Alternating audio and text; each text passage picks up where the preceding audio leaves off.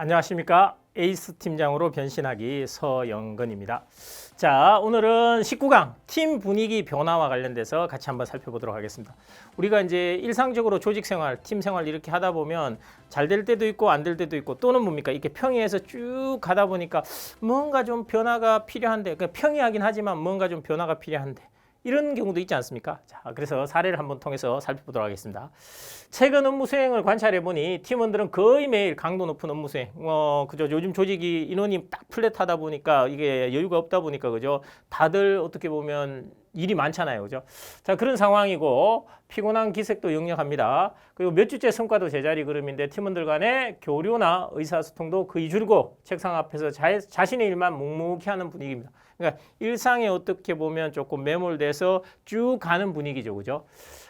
그래서 표정도 조금 활기를 잃어가는 것 같습니다. 이럴 때 팀 분위기를 조금 활기차게 바꾸고 싶은데 어떻게 하면 조금 이렇게 분위기를 업시킬 수 있을까? 고민이죠, 그죠? 자, 그럴 때 여러분 이 네 가지 중에 어떤 걸 선택하실지 한번 살펴봅시다.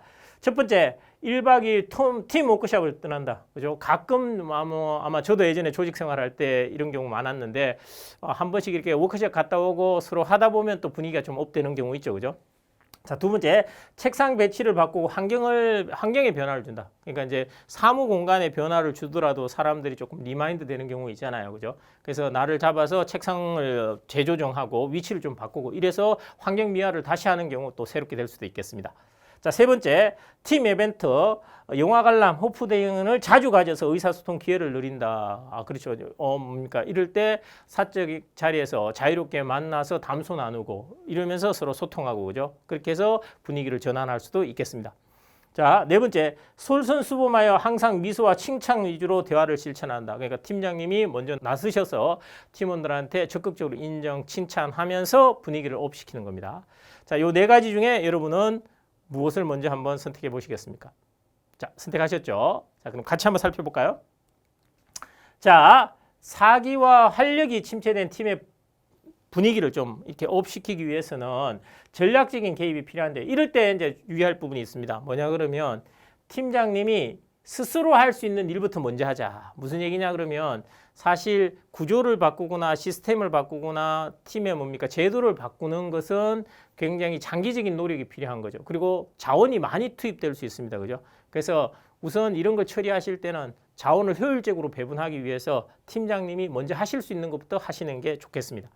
자, 그래서 1박 2일 MT를 떠난다. 이런 경우에는 팀원들의 동의를 구하여 팀원 전원이 MT를 가게 되면 사기와 역량이 올라갈 수 있겠습니다. 근데 또 주의할 부분이 있잖아요. 요즘 MT 가자, 모이자 이러면 어때요? 팀원들이.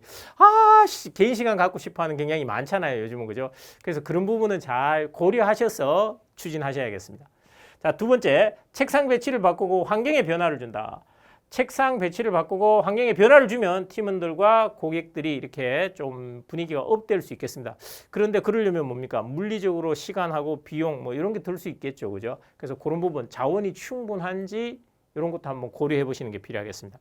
자, 세 번째, 회식 자리를 자주 가져 의사소통 기회를 늘린다. 그죠? 이럴 경우에 사실 굉장히 도움은 되는데 이럴 때 또 주의할 부분이 있습니다.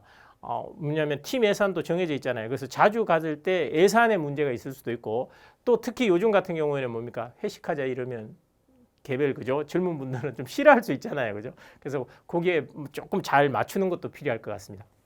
자, 그리고 솔선수범하여 항상 스마일과 칭찬 위주로 대화를 실천한다. 요거는 뭡니까? 팀장님이 직접 할 수 있으니까 그리고 또 큰 돈 들이지 않고 할 수 있잖아요. 그죠? 그러다 보니까 좀 요 경우에는 조금 우선적으로 실천한다면 훨씬 더 효과가 있을 것 같고요. 그걸 바탕으로 다른 것도 좀 결합하면 좋겠습니다. 자, 이럴 때 핵심 관건은 뭐냐 그러면 여기서는 긍정적인 팀 문화를 만들려고 하시는 거잖아요. 좀 분위기를 업시키려고 하는 거잖아요. 그래서 엠마 세팔라라는 분과 킴 카메논이라는 리더십 학자들이 긍정 조직을 만들 수 있는 요인들을 이렇게 쭉 조사를 해보니까 6가지 요인이 있었습니다. 뭐냐 그러면 동료에 대한 책임과 관심, 상대의 어려움에 대한 지원, 비난하지 않기와 용서, 일에 대한 격려, 의미 강조, 존중, 신뢰, 감사 표현. 그러니까 팀원들이 서로에 대해서 존중감을 갖고 하는 일에 대해서 의미를 느끼면서 그러면서 뭡니까? 자기가 하는 일에 대해서 누군가로부터 신뢰받고 인정받을 때 팀의 긍정적인 분위기가 형성된다고 합니다. 그럴 때 이제 앞에서 우리가 사례에서 보신 것처럼 팀장님께서 뭡니까?